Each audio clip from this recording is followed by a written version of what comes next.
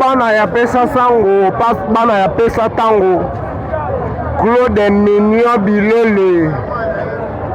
balobi eza dégâts par rapport à quoi lelo ezalaki match ya Vita Renaissance équipe moko esalema na système euta na imane esala Renaissance bino moko botala kaka donc basala jeu na bango ya ensemble donc babetaka mabe ti bomona orange wana eza Renaissance so bomoni bacouleur wana ya Vita donc awa toza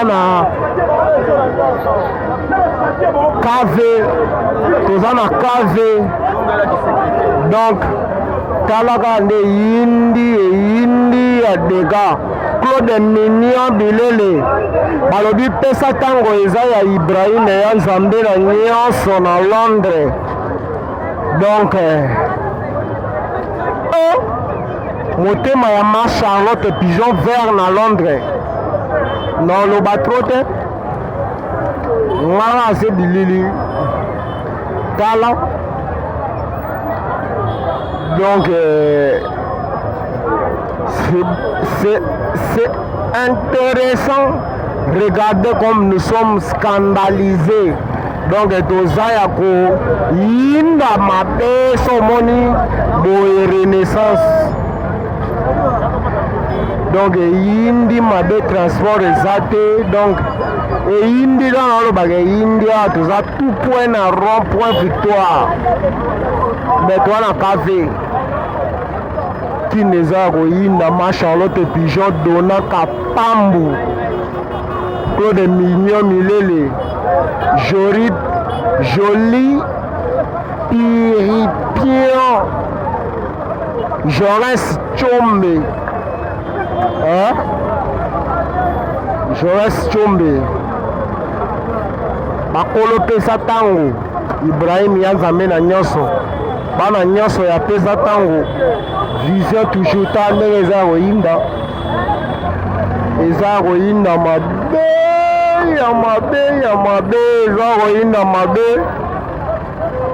donc bana ya Renaissance baza population babengango population rebelle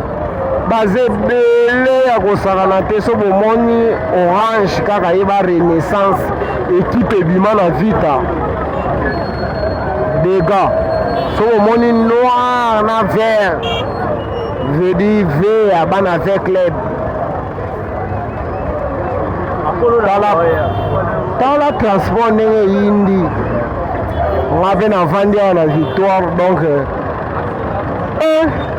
Dona Kapambu Congo Shop na Londres José de Londres mokolo Congo Shop na Londres tala nde makambo ezoleka nga moko naza nazwa plan de bomona nga te so nalingi bomoni nga so nalingi bomona nga te tala baplan tala transport ndenge yindi ya kosakana te otie te mbotikali Renaissance wana babenga yango fibo donc eza ya koyinda tala koto kuna tala awa toza tout près la victoire na KV donc nga moko artiste na bino nazwela bino ba image na marque ya système Ibrahim ya Nzambe na nyonso motema ya ma Charlotte Pigeon Vert pesa tango ya bino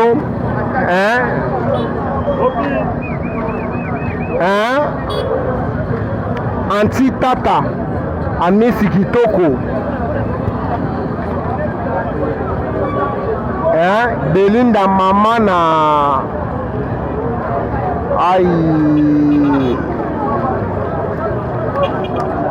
Carolina mama na Belinda yango wana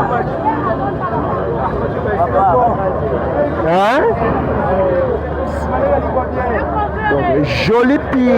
pion na bosani yo te awa towana kimia qui n'est pas la population. Qui n'est pas la population, donc dans la image. Bozwa kini bien bato musu balinga tena filmer bango mais na malga indusa ngana guerrier na ebindeli na saba système ma Charlotte pigeon vert anti-flamme yeyo azo vimba na marga système toke na bango tina suka ponga na guerrier na lia bango nyonso na lia bango Amisi Kitoko Joris Chombe Koko Chimanga Boss Anti-flamme donc pour mon anti-flamme boss anti-flamme WhatsApp na eza plus 243 90 40 200 et la Bossani non plus 243 90 40 67 709 plus 243 90 40 67